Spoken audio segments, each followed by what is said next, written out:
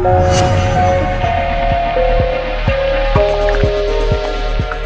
this is my fan. It's made of batik. Batik is a very famous fabric material in Indonesia. Now, I happen to be in the UK, and a friend presented me with a fan. He said, look at each of the folds of this fan. And he said, these are the various identities or ideas that you know.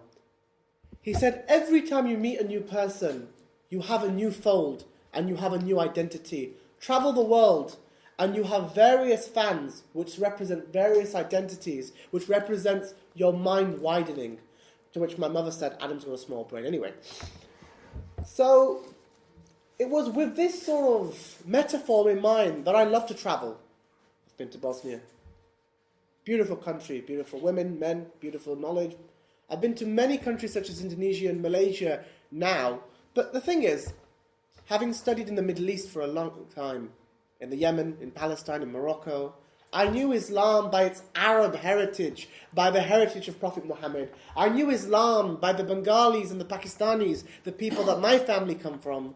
I knew Islam by the Moroccans and the Berbers and the West Africans. And I also seem to know Hamza Yusuf and like Timothy Winters and like these American English people. But then there's another Islam.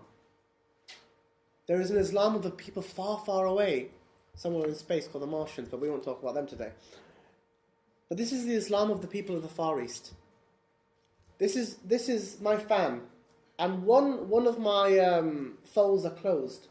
And so, in opening this fold, I spent 6 to 7 weeks in a place called Indonesia. Now, obviously, I was going to go to Japan, but clearly there weren't visas available for me. I've got a beard, what can you expect? And I thought to myself, this is going to be interesting. I don't know anything about Indonesia. All I knew is it was somewhere between here and China.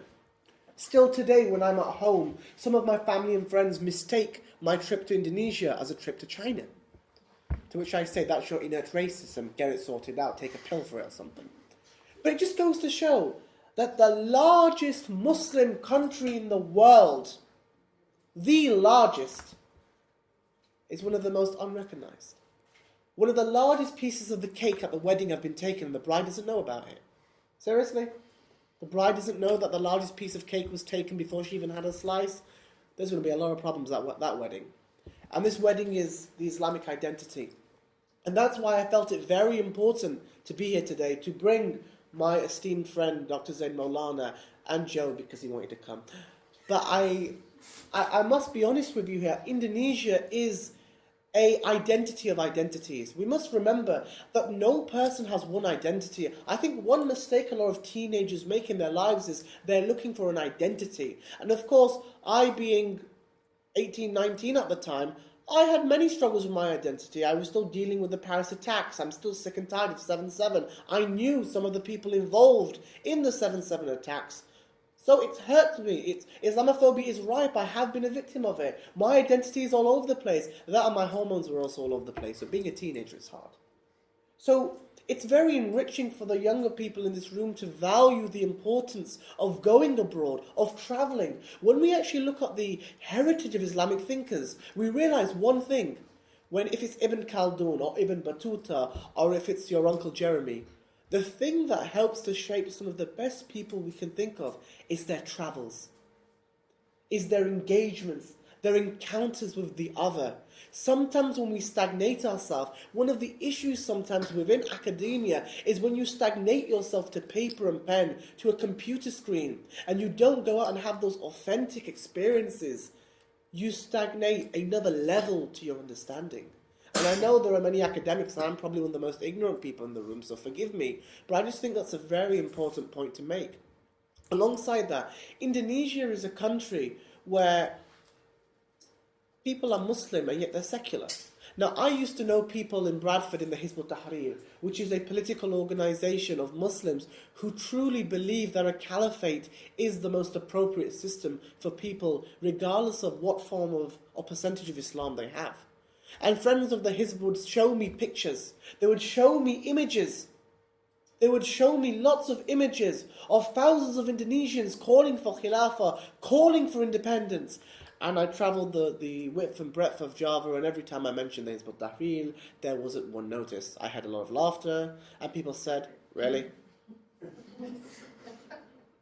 Salam al success. We want peace and we want success. We don't need khilafah. We respect the concept of the caliphate.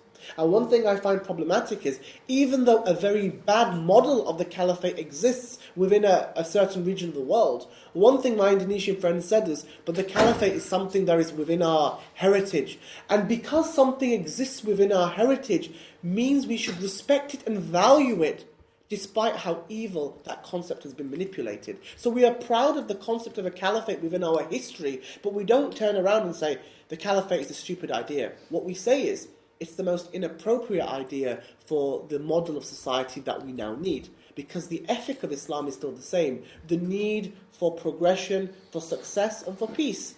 But it's not the most effective. And one thing I learned from encounters with Indonesian people is, whether or not they agreed with what I had to say, it's that basic concept of Islam, adab. There is a saying of Imam Shafi'i, before knowledge comes respect, and after knowledge comes respect. And Imam Shafi'i would say that for every 5 years I gave to learning respect, it was because I only spent 1 year studying academics. And one thing I found beautiful about encountering Indonesian people, I have an imam who was Libyan in my local mosque, and he'd say, when the Arabs would come into the mosque, I'd think, oh God, they're going to tell me off about how low my thobe is below my ankles, or how well I pray, or they're going to tell me I've committed some innovation. But when the Malays come in, they're so happy and smiley with their little cute hats, and they make me so happy. And I think that's something that the Indonesian Malaysian community should be proud of. The identity that they have created for themselves. And I've always been fascinated by their politeness, by their calmness, their resolve. And one thing I find is the term kafir. Now you see, just as the Jewish community would use the word goyim, it's been moved out of proportion in the 21st century. These are terms that simply label that you are the other in terms of how you identify God. You do not believe in God, but does that stop an individual from relating to you? No. So when I refer to somebody as a kafir, my best friend is a kafir. He does not believe in Allah. But I've never met a man who has defended the beauty of Prophet Muhammad more than him, and his name's Steve, Adam and Steve. We're a good friendship. So when I was in Indonesia, they would say, I understand your philosophy, but we wouldn't even dare to say the word kafir. We wouldn't dare to use such terminology. And yet, we find here in the West, we find within Muslim communities, people are doing takfir like, it's a buffet. People are doing takfir left, right, and centre. What I find in Indonesia and Malaysia is that there is this culture of really watching what you say, even when you're right. I find them to be a very patient people. And I think in part that is due to their colonialist history. The Dutch, now my background is theology and history, but I find the Dutch were some of the worst in terms of the techniques that they used to torture and to abuse and to instigate a mental sense of colonialist change to the people.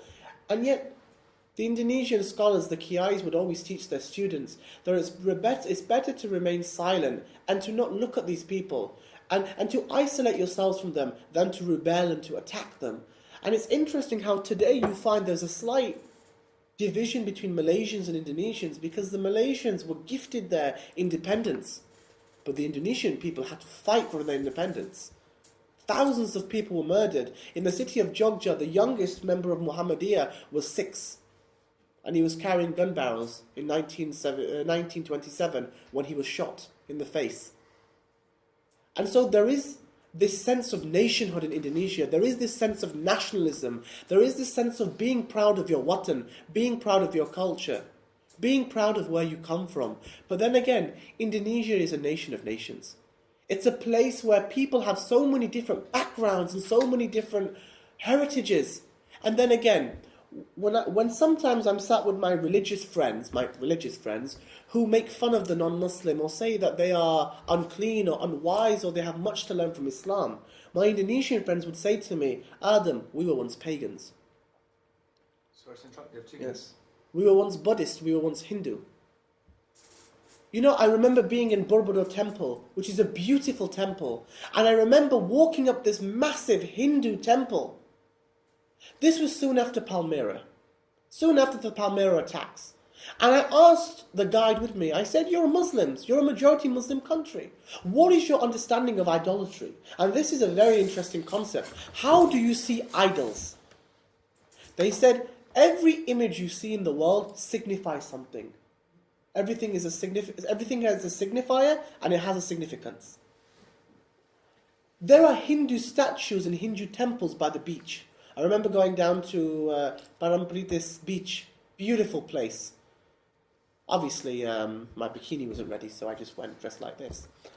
And I remember going down to the beach and seeing hundreds of gods. I saw a mosque on a hilltop. The adhan is being called. I was on the top of a temple on the day of Friday, walking with a Christian, walking with a Muslim, and you could hear the adhan, and everybody around me enjoying this Hindu temple happened to be Muslim.